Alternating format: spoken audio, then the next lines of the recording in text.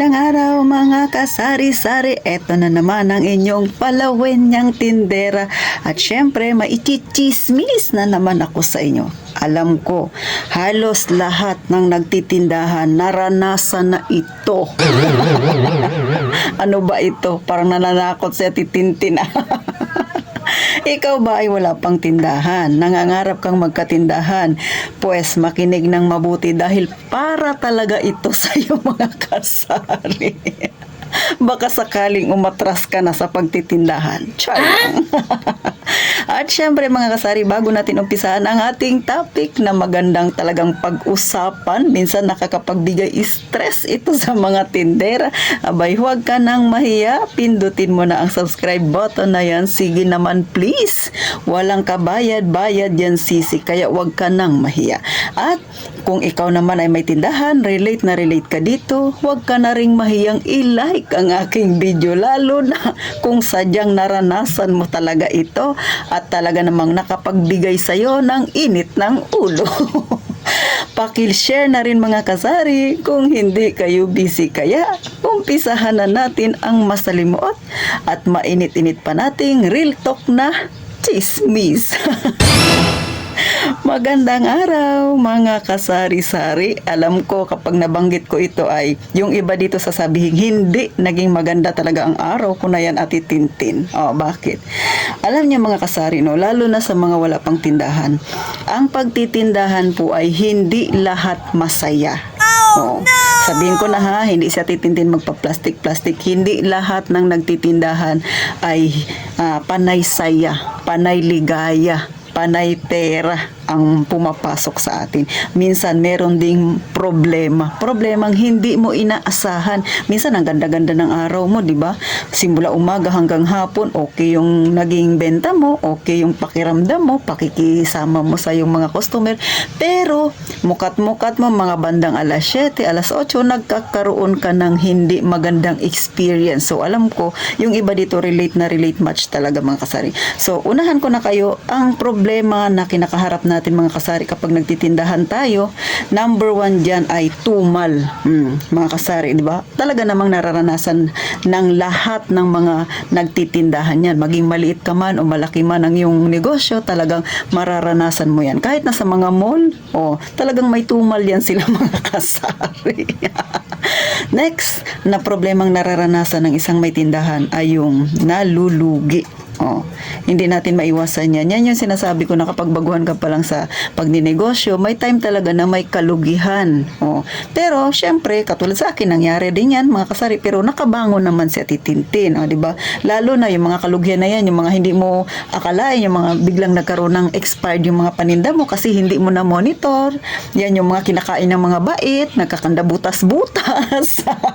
So, lugi ka na naman doon, mga kasari, diba?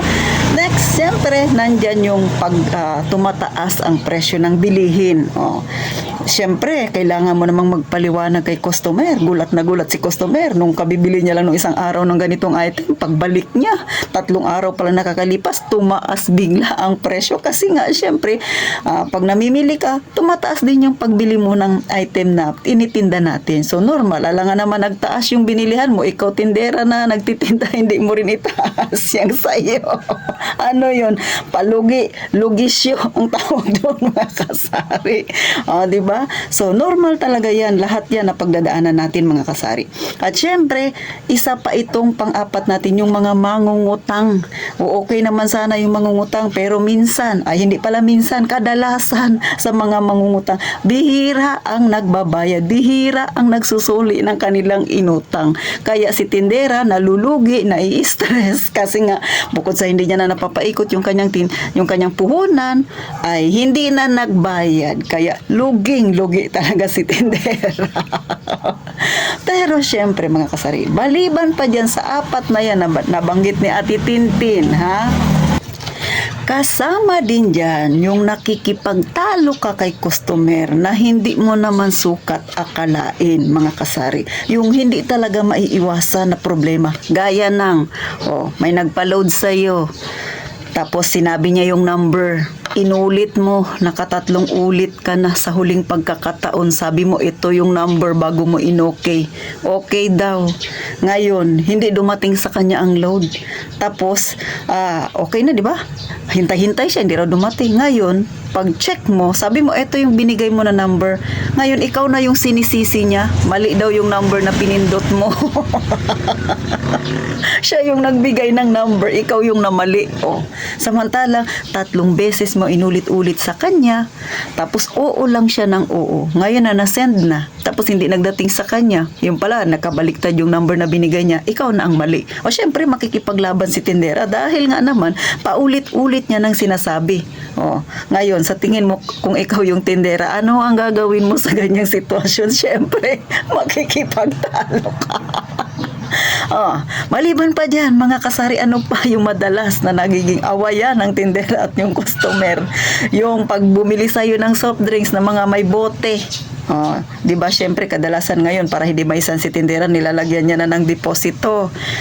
Itong customer, dahil ayaw mag-deposit, sasabihin niya, sige lang, ibabalik ko lang mamaya.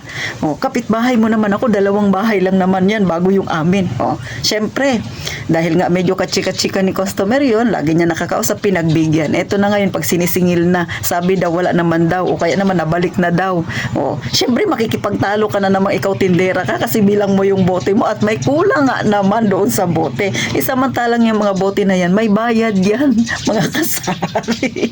Namumuhunan ka dyan. Kaya, syempre si tindera, hindi siya papayag, mga kasari. Kaya, talagang makikipagtalo siya kay customer. See, mga kasari. So, yan yung mga problemang hindi talaga maiwasan, mga kasari, kapag ikaw ay may tindahan. Eto pa, dagdagan pa natin ang konsumisyon ni tindera ng mga problemang dumarating talaga na hindi maiiwasan, mga kasari. Nagpautang ka. Tapos panay-panay palista sa'yo, panay-panay palista. Nilalagyan mo na ng oras, nilalagyan mo ng date. Pag nagdating na sa bayarin, di ba? Parang takang-taka yung nangutang sa'yo. Sasabihin niya, bakit ang laki ng utang ko? Parang gusto niyang sabihin na dinadagdagan mo yung listahan niya na hindi naman niya kinuha. May ganun ba? Ay, hindi ko alam. Pero kasi, yan nga yung sinasabi ko na huwag ka na lang magpautang. Kasi hindi talaga yun maiiwasan na magkaroon ka ng kaaway. Kasi nga sa ganyan. Di ba?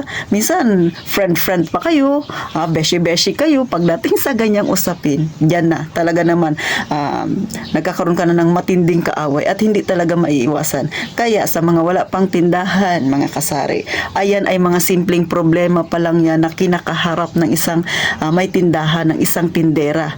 Baka mamaya, akala mo, ang isang may tindahan ay walang problemang kinakaharap. Marami, mga problemang maliliit yan, pero nagiging malaki. Bakit? Lalo na nga yung mga lista-lista sa utang na yan. Katagalan yan ng mga customer at saka tindera. Nagsisigawan na. So, mga kasari, alam natin yan na talagang totoong nangyayari yan. At minsan nga, napapanood pa nga natin, di ba? Sa mga Facebook, talaga naman, kung mag-i-scroll ka, problemang totoo yan. Nagiging mortal na magkaaway si customer at si tindera. Kaya sa mga wala pang tindahan dyan, pag-isipang maigi kung gusto mo ba itong pasukin, yung ganitong negosyo. Kasi ang lahat ng sinasabi ko ay real talk yan. Hindi yan gawa-gawa na titintin at totoong nangyayari yan. Kaya, ikaw, handa ka na ba na magkaroon ka ng ganitong negosyo? So, paano? Sana napangiti kayo natitintin. Dahil alam kong real talk ito, sa pool dyan ang mga tinderang kagaya ko na naranasan ko rin ang lahat ng ito. So, paano, mga kasari? Gaya nga ng palaging sinasabi natitintin, mag-iingat tayo sa mga palautang na customer. At syempre pa, mag-iingat tayong palagi, mga kasari.